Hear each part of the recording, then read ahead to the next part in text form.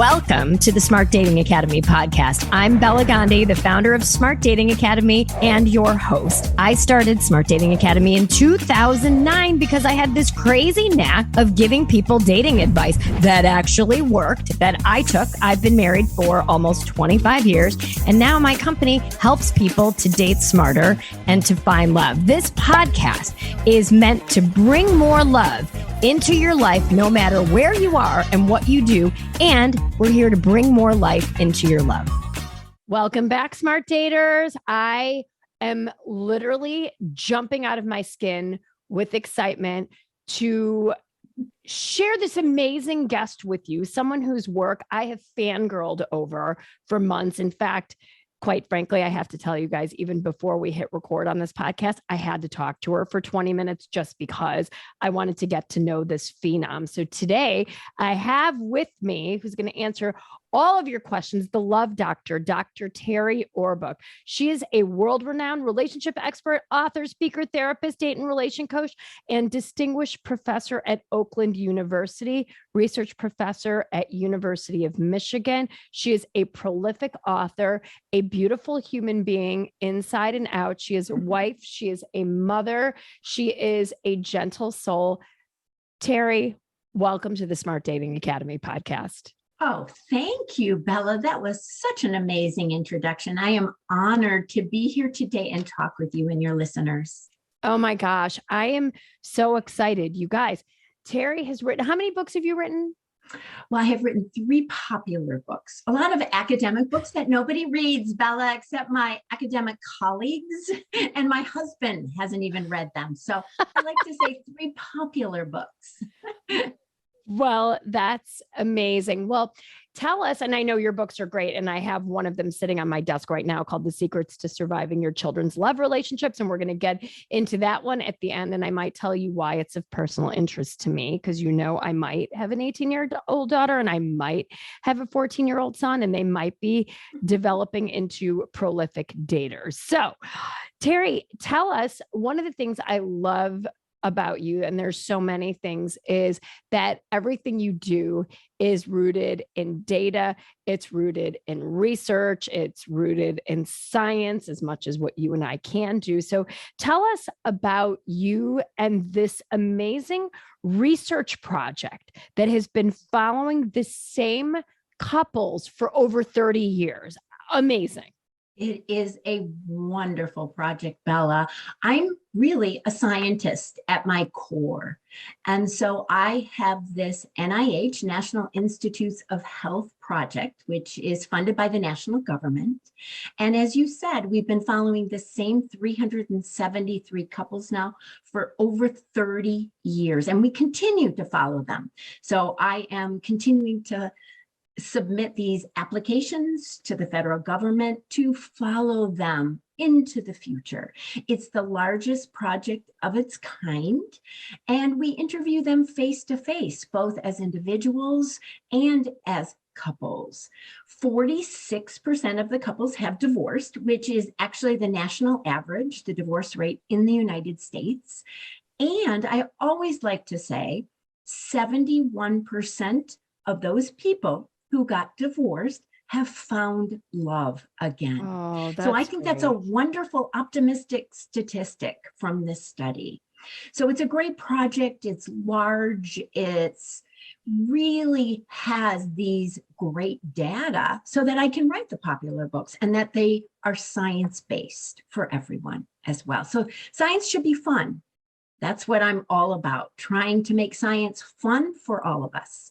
Yeah, and fun and comprehensible, right? Yeah. So we can actually take from all this amazing research and apply it to our own lives. So if you had to tell us, as you followed this, is it 373 couples you said? Correct. Yeah. Yes. And 46% of them divorced. So let's say of the 46% that divorce, what were, let's say, the top 3 reasons that they divorced? Good question. Well, the number 1 reason is what I like to say, frustration.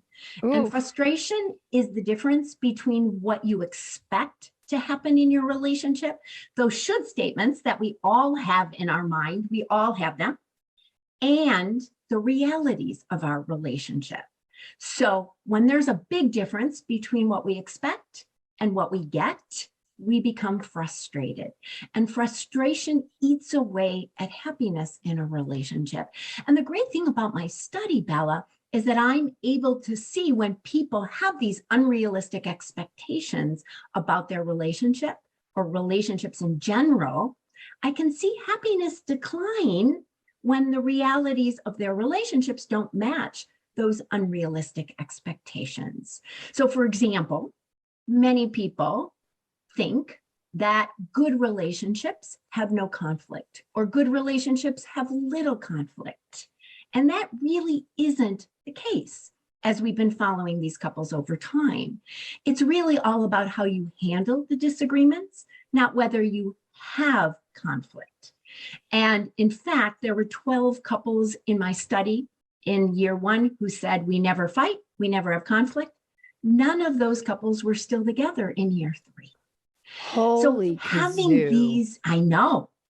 So having these unrealistic expectations can really lead to unhappiness, and that breaks couples apart over time. So that's what I say is the number one thing that leads to divorce.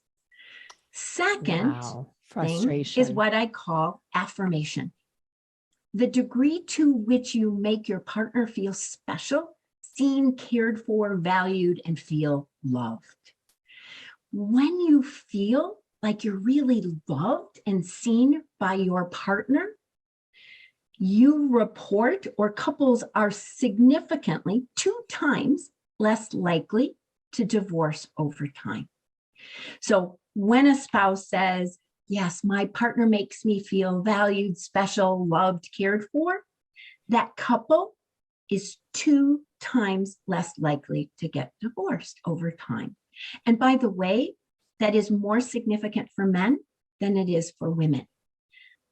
So not what surprising. I found, Not surprising. Not surprising, right? Not surprising. And what I found is that men crave affirmation from their partners much more, and they need it much more to feel okay and happy in their relationships than women do. And at first, this was actually surprising to me, Bela. I'll admit, honestly, it was surprising because I thought it was going to be the opposite, that it would be more important for women than it was for men. But what I found is that men don't get that affirmation, feel loved, valued, cared for outside of their romantic relationship. Whereas women, we get it a lot. We get it from our friends. You just gave me such affirmation in your introduction. But we get it from our sisters, our best friends, our mothers, our children, our neighbors, even the stranger when I walk into a coffee shop and says, oh, Terri, the barista says, Terri, wow, you just got a new haircut. I like it, right? Aww. But men don't get that. And so they crave it, need it for the happiness in a relationship. So it's extremely important, huge science-based strategy to wake up every single day and give your romantic partner affirmation. And you can do that through words or through behaviors. You can tell them you love them, you're great, you're wonderful, I love you more now than I've ever loved you. Or you can show them through a behavior and action. You can hug them. You can make them a favorite dessert, turn on the coffee pot in the morning, fix their computer, put gas in their car. Anything that shows your partner that they're seen, because we all want to feel valued.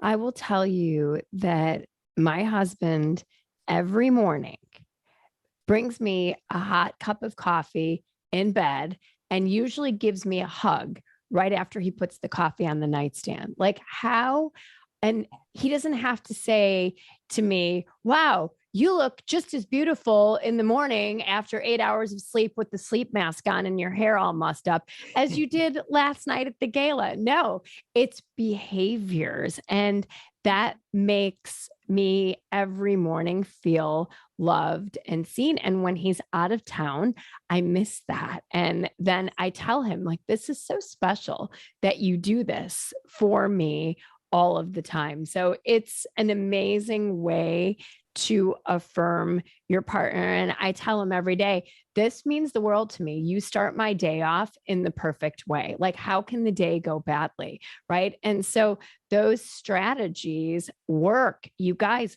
listen to this. And even if you are manifesting your soulmate, even if you are going on a date this evening, if you are corresponding with people online right now, if you can find a way to affirm this person, even though they're not yet your partner, find someone in your life to affirm today. You are doing it's God's work. It's crucial work. It is putting more love in the world. You are seeing someone and you are telling them what's good about them instead of just noting it in file 13 in your brain and walking on. You will change the course of that person's day.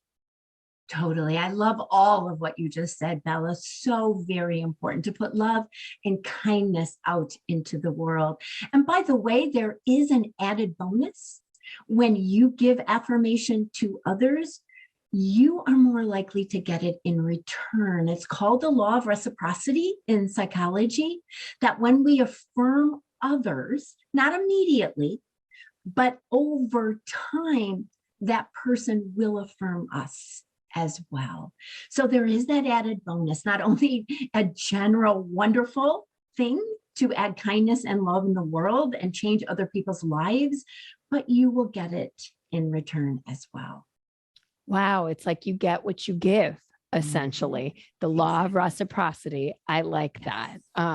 That's amazing. And another thing that you said that's so important about frustration and the expectations of no conflict in relationships, right? And so much of that comes from Harlequin romances and Hollywood and Bollywood and social media. But expecting no conflict is such a surefire way for disenchantment in any relationship, a romantic relationship, a friendship. Whenever you have two human beings together that are trying to have an authentic relationship, there will be friction.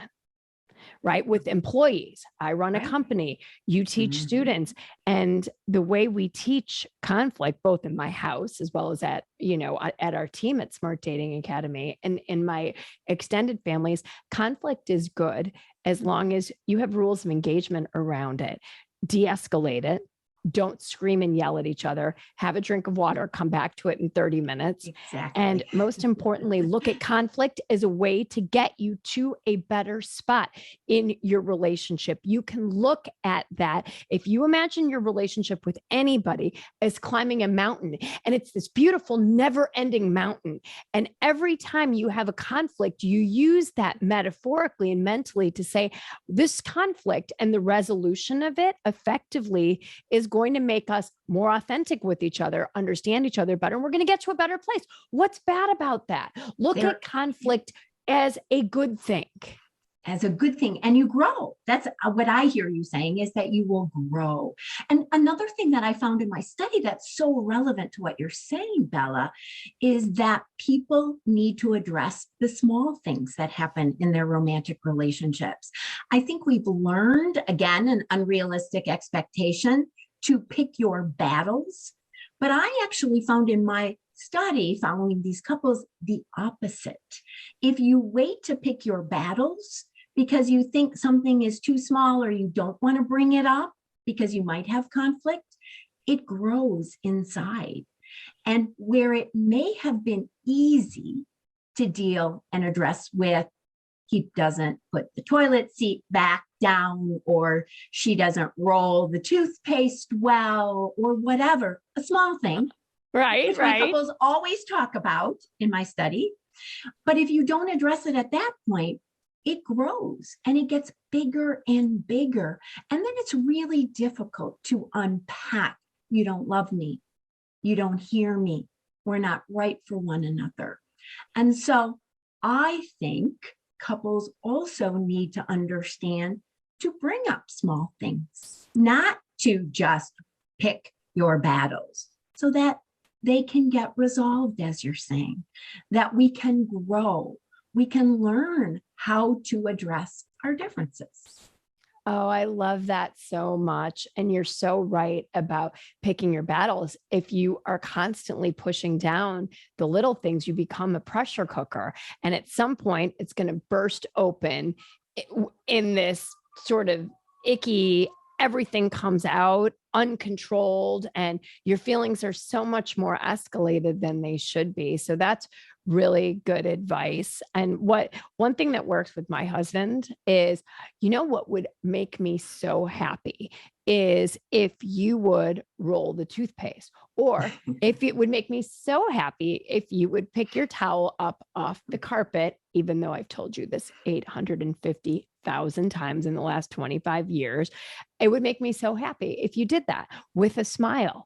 And so much of, when we're women, we're doing multiple things. I always say we're like octopuses or octopi, and we've got 8 plates up in the air and we're juggling so many things. And it's like, oh, can you just do this? I've told you so many times. Instead, try and say it from a place of love, because men, to your point, need affirmation ostensibly more than women do. And if you put it in the terms of, it would make me so happy if, right? Because they know if mama's happy, everybody's happy, right? And you've basically told him, this would make me happy. Go do it. Versus, I hate when you don't do this. It's just a little nuance, but it works wonders in our house. And if that one helps you, go for it. I love that, Bella, and I totally agree with you. And it's focusing on the positive and what you need and using your I statements, which are all wonderful. And another thing that I found in my study, which is relevant to what you said as well, is that when we point out the negative to men, and this came from the males in my study, when you point out the negative or what you're not doing right, they assume that everything is wrong, they're to blame, and they become less positive and less happy over time. So just switching it to, like you said, your I statement, this makes me happy, and what they can do rather than what they're not doing, because they're fixers. They want to fix it, but it's all them, is change it to what you said. Because that was another really interesting finding in my study. Men don't like negatives. Men don't like the problems that we bring up. Instead, refocus it, reframe it. Oh, I love that so much. And sometimes a useful tool for what Terri's saying is, imagine the man in your life as a 7-year-old boy on the playground who wants to please his teacher or please his mom or please his classmates, and he wants the attaboys. And when you change your phraseology around focusing on the positive, I really loved it when you picked up the towel. That was amazing. You know what? Because with that positive reinforcement, guess what? He'll probably pick it up again tomorrow. And right, I'm just asking for a friend, not that my husband would leave wet towels on the floor. He does sometimes. So super, super interesting. So tell, in your work, Terri, as a dating coach and as a professor and all the amazing things that you do, what do you think is the number one factor that leads singles to finding love? Well, I can tell you from my work as a date coach and as a professor, but I can also tell you in my long-term study, because we continued to follow the individuals who experience divorce and who experience the loss, death of a spouse. The number one predictor of those people finding love is that they are able to let go of the strong emotional baggage connected to a previous relationship. So what does that mean?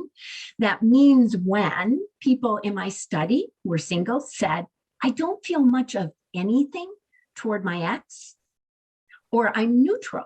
I don't feel strongly positive. I don't feel strongly negative. I'm not pining away. I'm not really pissed at them. Again, when they said, I'm neutral, again, statistically, they were 2 times more likely to find a happy, healthy relationship going forward. So it's very important. I know we all have emotional baggage. We all do. that we have some emotion connected to the past, but I'd like to compare it to going on an airplane, right? You get to the gate, and there are some people, I love these people, who get on an airplane and only have a briefcase or a purse or a little small bag. That's not me, by the way, Bela. Me neither. Me neither. Right. They go right onto the plane. So they have low emotional baggage. They're not strongly connected to the past. They go right forward and meet somebody new, or they're onto the plane. But those people who have a large bag, it's overflowing. And then the person at the gate says, stop, you cannot go forward. That's a great metaphor for people who are still strongly emotionally connected to the past. We need to let go of the anger. We need to let go of the wanting, the frustration, the blaming ourselves in order to be fully present, not compare current people or future people to the past, and fully move forward to a new, happy, healthy relationship. So that's what I found in my study. And I've also seen that in my experience with students and my work as a date coach, a marriage and family therapist as well. And I know that we can talk about how to do that, but it's that was going to be my next question. Could you read the bubble over my head? Because so many people have been through trauma, things that, death of their soulmate. They've been through, infidelity of every kind, physical infidelity, emotional infidelity, financial infidelity, right? And how do you do that? So many people come to the dating world and you can tell they're still angry, even though they might have been through years of therapy. Like, is there something that we can do to reduce, to get to that place that you're talking about where you are at least net neutral to your past? Right. Well, first of all, it is very challenging, and I have to recognize exactly what you're saying. It is difficult. It is hard. It is normal that you come and you do have that emotional baggage, that anger, that frustration, that disappointment at yourself or others. So I just have to say that people are not alone. It's not just you. Yeah. I think that there are many strategies, but my favorite strategy, Bela, is what I call reassigning blame. So when we experience a relationship breakup or a divorce, we tend to blame other partner. He had an affair. She wasn't emotionally available. She, wasn't this, whatever it may be. Or we blame ourselves. I wasn't ready. I could have done this. I should have done that. When we blame other partner, we hold on to the anger and the frustration. And when we blame ourselves, we hold on to the sadness, the pining, the desire to have that person back in our life. So what we want to do is reassign the blame and make we blame statements. They're called relationship blame statements. And there's so much great research to support this. So if we can say my relationship ended because we weren't compatible, because we were too young when we got married, because we had different relationship goals, we didn't know how to communicate or handle conflict well. When we blame the relationship or us, you can even hear it in my voice when I make a we statement, that it lets go of the anger or the disappointment or sadness or pining and desire.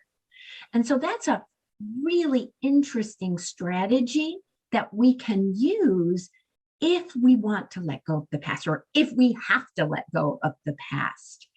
And I have clients write down 4 or 5 statements and say them every day, because what we want to try to do from a psychological point of view is change our brain waves, change what we automatically think. And that takes at least 21 days of doing a different habit, of doing a different routine. So writing, saying, seeing those we blame statements over 21 days. I even tell clients to do it right before you go to bed, because then you have the benefit of 8, 7, 6 hours, whatever hours you get of sleep, of your brain focusing on that new brain habit. So 2 times a day for 21 days, we statements, you will find that you will let go of that emotional baggage. So that's one strategy. Let me ask you a question right on that, because I love this so much. And so let's say my partner cheated on me. How do I turn that into a we statement? Mm-hmm. And it is very difficult because we want to blame that person. Right. And my partner did the infidelity. I didn't. But think about what you want or need and what your partner wants or needs. We were not compatible in our view of commitment. We had different ideas about what it takes to have a happy, loving relationship. We wanted different things from each other. So when we do that, we let go of that anger that I know we have if there's been a betrayal or an infidelity. And there are betrayals. Betrayals are when somebody breaks our trust. And there are many betrayals that occur in relationships, only one of which is infidelity. Right. And that's such a great, poignant example, right? Because so often we want to, as you said, when we blame the other person, we feel angry. When we blame ourselves and we turn that mirror inward, we feel sadness. And sadness and anger, they suck, right? Like, let's just call a spade a spade. Those are not emotions any of us really want to be feeling. I don't know if one is better or worse than the other. They're both, they're both right. They're both detrimental to us when we feel them, but also think about going out on a first date with somebody who's really angry or really sad.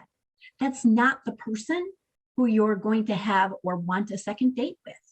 No. So turn that around. If you are angry, if you haven't let go of that, or you are sad, pining away, and you haven't let go of that, you are most likely not going to be the person that somebody wants a second date with either.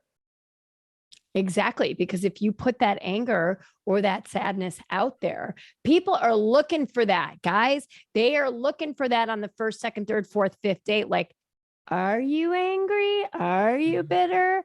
Are you still sad about the loss of your loved one? Right. So our antennae are tuned in for those things from a self-protection standpoint. I want to make sure if I go out on a date with a man that has lost his wife in the last few years, my first question is he through the tunnel yet? He'll never get over it, but is he in a good place? So what are my antennae looking for? I'm holding up my red flag.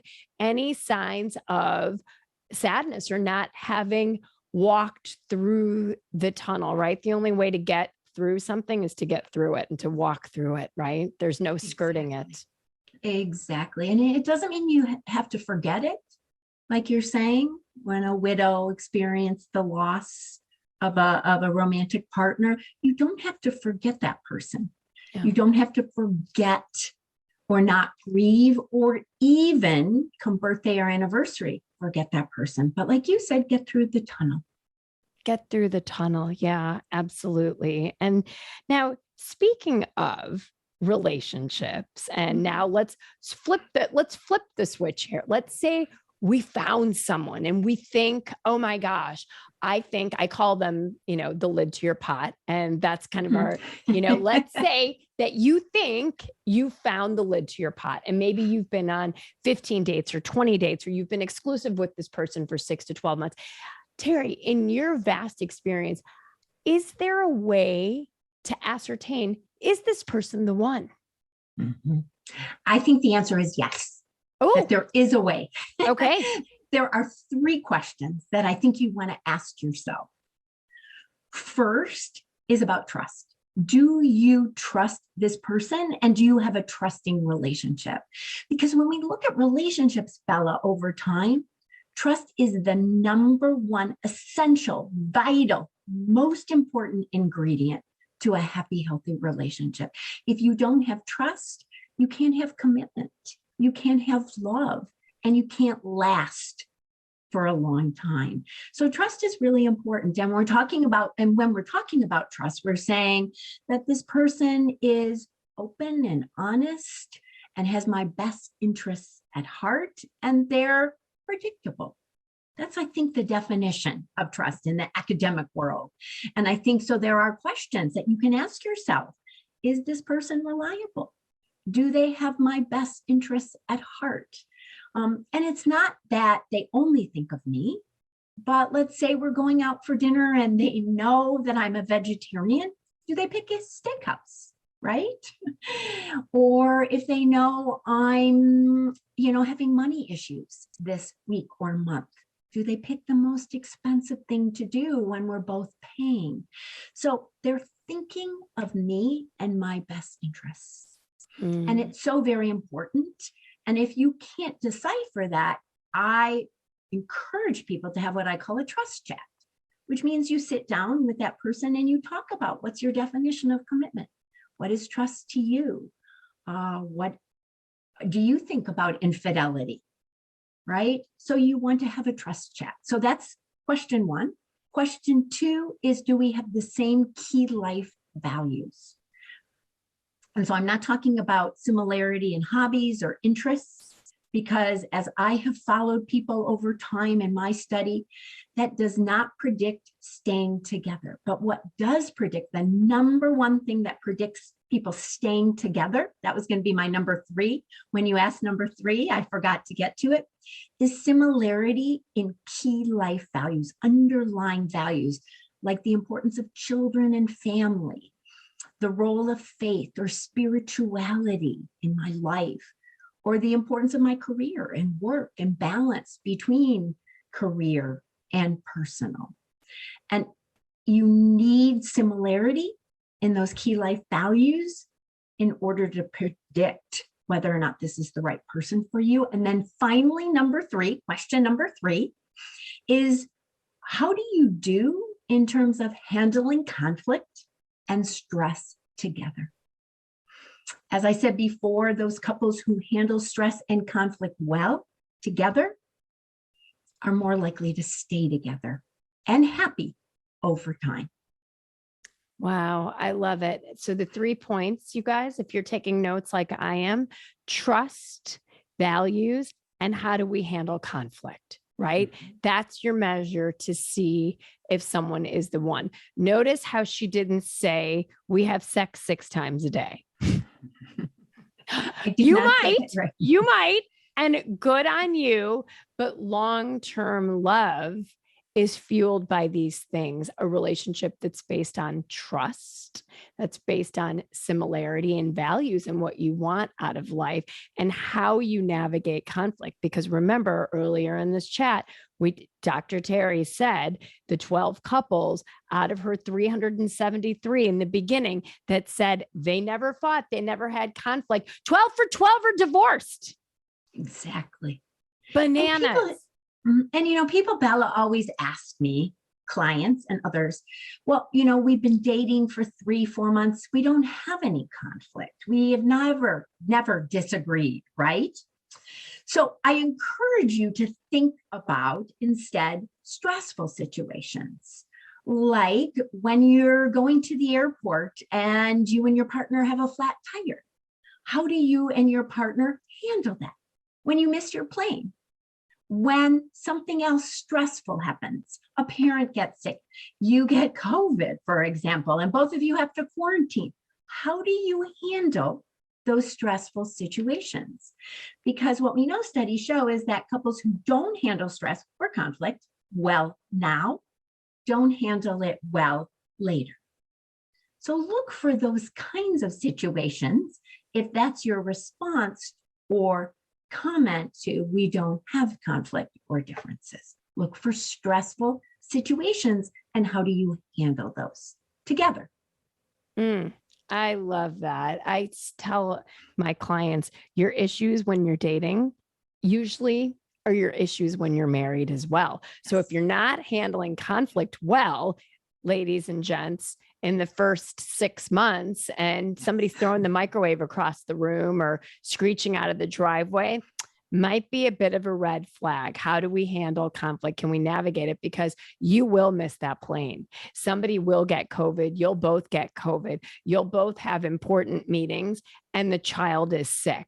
Like, how do you navigate? Do you turn towards each other and help and support and figure out together? And are you solution oriented, or do we turn into making the other person the victim? Right. And that's super destructive and hard to do. Now, I had this little question that popped into my head as I said, okay, if we're not having sex 6 times a day, haha. But truly, Terri, how does one decide or ascertain, am I in lust or am I in love? How do we do that? How do we know if it's lust or love? Such a good question, right? And lust is fueled by sexual hormones and sex and arousal. And love is fueled by support and friendship and intimacy, as we said. So I have a TED Talk on this exact topic. And what I talk about is, first, by the way, you can have both in long-lasting relationship. You can have lust and love. But let's say we're in a relationship and we're dating and we want to know, is it lust or is it love? And I think that there are 4 signals that you want to look for. First, when we're in love, we want the people that are important to us to connect with our partner. And we want our partner to connect and like the people that are important to us. So if we're in love, we want our romantic partner to meet our friends and our best friends, and we want them to spend time with those people, and we want those people to like those people in our life. When we're in lust, we are not so interested in that, Bella. We may not care, or we may not even think about it. So I love that. That's one cue or signal. Second, when we're in love, we talk in we terms. So let's say somebody asks us, what did you do last weekend, Bella? And you say, well, we went to the movies, we went for a walk, we went shopping, we went on a hike outside. That signals love. But if you told me, Bella, well, I went to the movies and then I went out to dinner, and on Saturday I went for a hike, that signals non-love or lust. So listen to your language, because that's the second signal. The third signal is that when we're in love, we want to share and tell this person personal information about ourselves. Sometimes it's information that we haven't ever even told anyone else. So if you feel that urge, like you want to tell this person deep, dark secrets about your childhood or about what's going on, what stresses you, your best friends, you want to share and reveal, that's love. And if you, again, don't really want to do that, don't really want to talk about you and the core of you, instead, you might be talking about politics, religion, sports, that's more likely to be lust. And then final cue or signal, number 4, is that when people are in love, they're interdependent, meaning a change in one person creates a change in another person. And when you're going to make a change, you want to go to your partner and ask them how they feel about it. So let's say you get a new job in a different state. Do you call that partner and say, hey, I have to move to Minnesota, right? What do you think about that? Will that work? But if you just accept the job and don't even call, don't even recognize that that person may also change because of your move, lust, not love. So we're talking about connectiveness, we language, uh, revealing parts of self, and interconnectedness equals love, not lust. Ladies and gentlemen, I mean, I'm like, gems are dropping. My pen is flying here so I can take all these notes to put in the show notes for you guys. I mean, this is amazing. These are some, like I said, the gems, the diamonds, I hope you listen to this again and again, because Dr. Orbuch knows what she's talking about, you guys. As my husband will say, when we're in such agreement with each other, I know, it's like, he calls it violent agreement. I'm in violent agreement with everything you say. I don't know why he calls it violent, but it's like so passionately, we're so simpatico into it. He's like, we're in violent agreement, which is hilarious because he's like the least violent person you've met. So I promised at the beginning of this, we would come back to your new book called Secrets to Surviving Your Children's Love Relationships. Tell us a little bit. I mean, I know what it is because it's on my desk dog-eared, but tell our dear listeners, what is this book about and what motivated you to write it? Thank you, Bella. And this is one of my favorite books because, as a parent, we want what's best for our children. Amen. I mean, it's that biological situation that happens when we have children. We want what's best for them. And study after study, science after science shows that happy, healthy relationships are vital, as I said, essential to our children's health and well-being. But as I talk to parents all across the world, they didn't know how to start conversations with their children about healthy relationships, skills that are important, all the things that we've been talking about today, Bella. Thank you.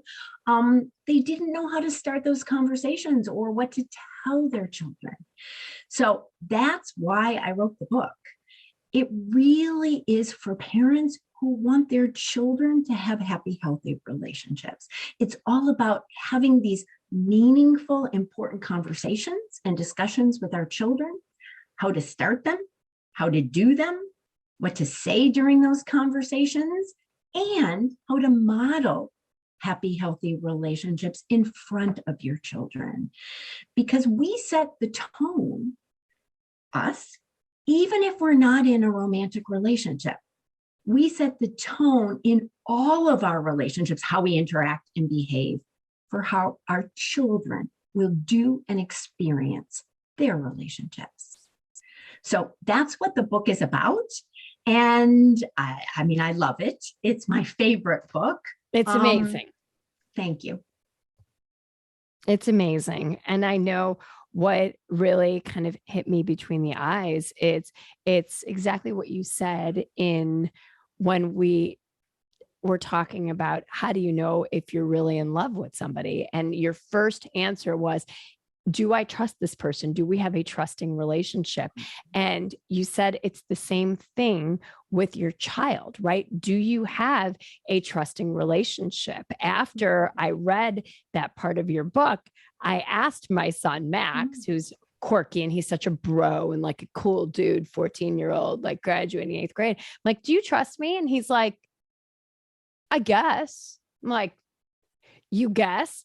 Okay, right. Well, there was that one time where you did this, right? Because he's that little grudge holder. And remember when you told so-and-so's mom what I told you? I said, I've apologized for that 7 times, Max, and I'll apologize again. You're right. I shouldn't have said that to that mom.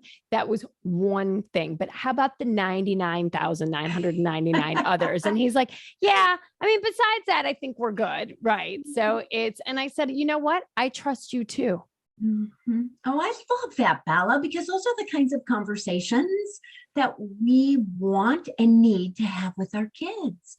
I mean, just sitting down and saying what you said to your son is amazing, wonderful, and I love it because it's going to build trust. It's going to show your son that trust is important in a relationship, that you think it's important. And by the way, as we said, it is the number one important thing in a relationship. So having that conversation and just going back and forth and validating, as you did with your son. Yes, I realized that was a mistake, but now I've apologized. How can we go forward? Are the conversations that we have to have with our kids. I have the same. I mean, many people think that the relationships with my kids or husband is perfect, and that's not true. No. We're talking about conflict. You and I have been married between the two of us for 55 years. Exactly. Long time. Long time. Many years. And so there are always ups and downs, and we make mistakes, even us as relationship experts. And so I need to apologize. And that's another thing that I talk about in the book is how do we as parents apologize? Recognize our mistakes, because if we want our kids to do that, not only with us, but in their relationships, it's important to understand what is a good apology and how do you do good apologies? Yeah. How do you do good apologies? Right. And you're right. And you say in this book also, good relationships for your children start with you, their parent, right? What does that mean? I mean, I think I know what it means, but I want to hear your intent for what it means. Mm-hmm. Well, I think, our children are watching so much that's happening around them, whether it be social media, whether it be television, TikToks, reading romance novels, whatever it may be, their friends, parents, they're being inundated with examples and illustrations of relationships, some of them good and some of them not so good.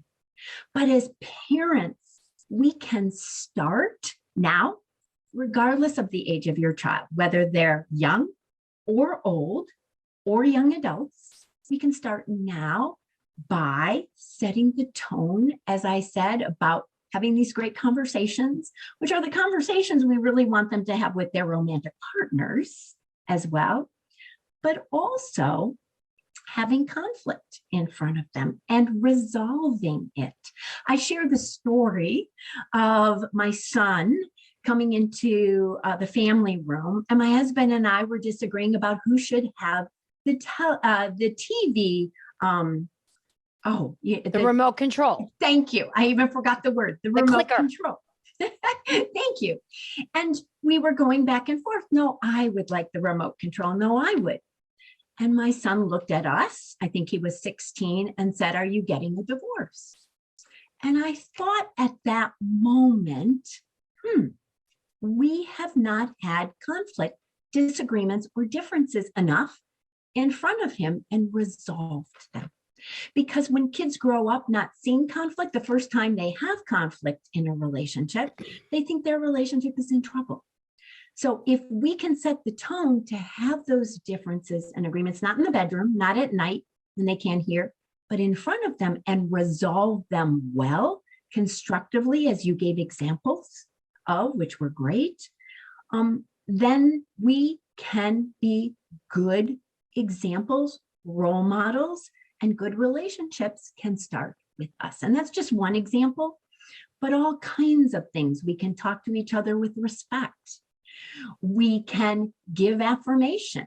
If I give affirmation to my husband every morning and my kids here, then they can see, wow, look at his face. He smiled after he got that affirmation. Look, Bella was so happy when she got the coffee in bed in the morning.